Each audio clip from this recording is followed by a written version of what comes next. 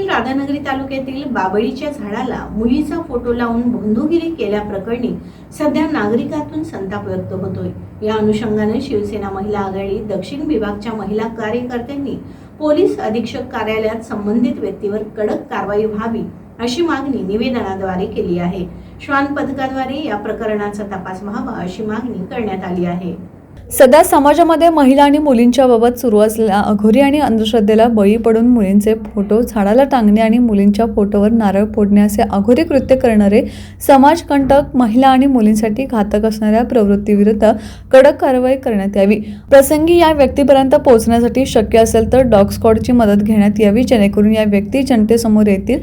तसंच या प्रवृत्तीविरोधात कारवाई व्हावी या मागणीचं निवेदन पोलीस उपाधीक्षक जयश्री देसाई यांना देण्यात आलं। यावेळी दक्षिण आघाडीचे प्रमुख अमरजा पाटील आणि कार्यकर्ते उपस्थित होते।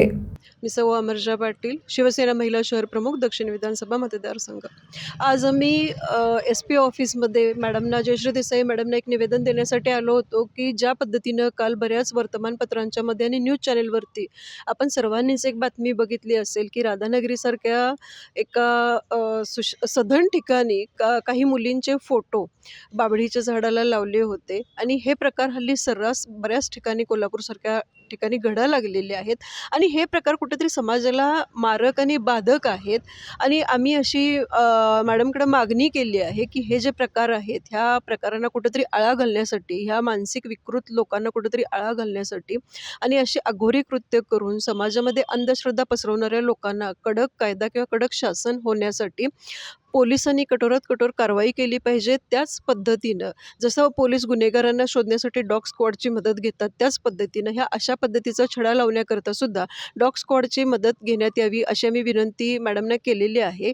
याच पद्धतीनं असे गेले वर्ष 2 वर्षामध्ये ह्या प्रकारांच्यामध्ये फार वाढ झालेली आहे आणि ह्याला बळी पडत आहेत त्या चांगल्या घरातील सुशिक्षित आणि उच्च शिक्षित मुली ह्या प्रकाराला बळी पडत आहेत। मग मला असं वाटतं की मग काय मुलींनी सुंदर असणं किंवा उच्च शिक्षित असणं हा गुन्हा ठरतोय आजकालच्या समाजामध्ये असं वाटतंय, कारण मुलांचं आणि पालकांचं मुलांच्याकडे झालेलं दुर्लक्ष, मुलांचं शिक्षणाकडे झालेलं दुर्लक्ष आणि त्यामुळं कमी पैशामध्ये ज्या अशा उच्च शिक्षित मुली असतात, ज्यांना चांगल्या पैशाची नोकरी असते, अशा मुलींना वेठीला धरून त्यांच्याशी लग्न करून नंतर त्यांच्या जीवावर आयुष्यभर जगण्यासाठी जे काही हा जो काही आटापिटा आहे चालवलेला आहे हा कुठंतरी बंद व्हावा, ह्या प्रकाराला कुठंतरी आळा बसावा। या अशा प्रकारांच्यामुळे विनाकारण कोल्हापूरची नाहक बदनामी होते। आज आम्ही SP मॅडमला ज्यावेळी भेटलो त्यावेळेला मॅडमने आम्हाला असं सांगितलं की हे जे फोटो चिकटवले होते ह्या मुली कोल्हापूर जिल्ह्यातल्या नाही आहेत, ह्या बाहेरच्या आहेत।